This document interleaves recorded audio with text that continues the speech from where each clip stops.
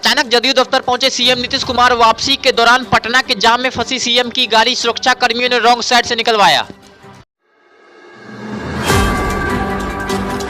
बिहार के डीएनए पर सवाल उठाने वाले तेलंगाना प्रदेश कांग्रेस के नेता रेवंत रेड्डी पर भड़के सीएम नीतीश कुमार के मंत्री किया पलटवार।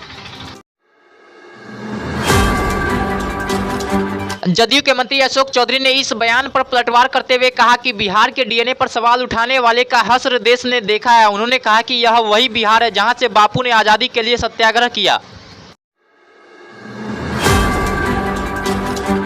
चक्रवाती तूफान मिचोंग की वजह से बंगाल की खाड़ी में बढ़ी हलचल ने बिहार के मौसम को किया प्रभावित। पटना, नालंदा, बेगूसराय, दरभंगा सहित कई जिलों में होती रही बारिश।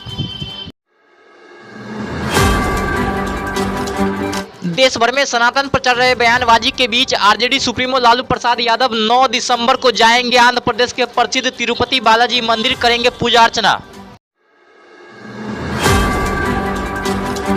लालू प्रसाद यादव के साथ डिप्टी सीएम तेजस्वी यादव और परिवार के अन्य सदस्य भी जाएंगे तिरुपति बालाजी। 9 दिसंबर को ही तेजस्वी यादव की शादी की है सालगिरह।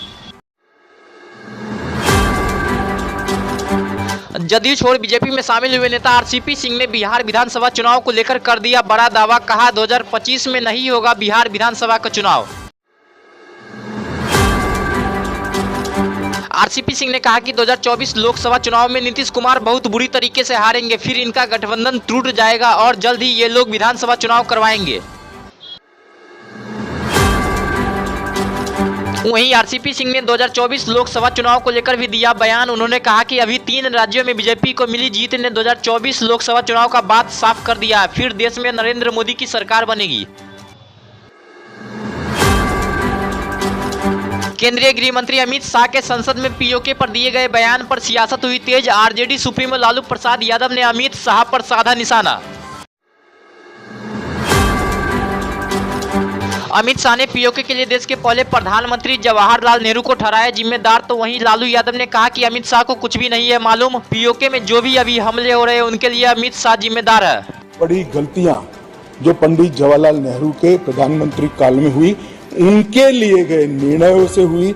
इसके कारण सालों तक कश्मीर ने सहन करना पड़ा। एक सबसे बड़ी गलती, जब हमारी सेना जीत रही थी, पंजाब का एरिया आते ही सीज फायर कर दिया गया और पाक ऑक्यूपाई कश्मीर का जन्म हुआ।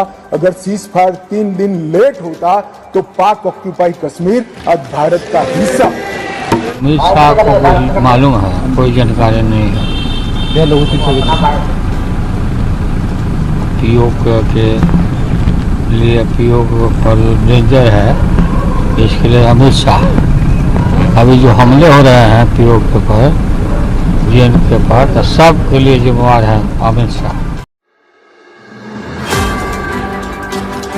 वहीं आरजेडी सुप्रीमो लालू यादव ने 2024 लोकसभा चुनाव को लेकर कर दिया दावा। कहा बीजेपी एक भी सीट नहीं जीतेगी, इंडी गठबंधन सभी सीटों पर जीत दर्ज करेगी। एक भी सीट नहीं जीतेगी, हार जाएगा सब, वो हम लोग जीतेंगे।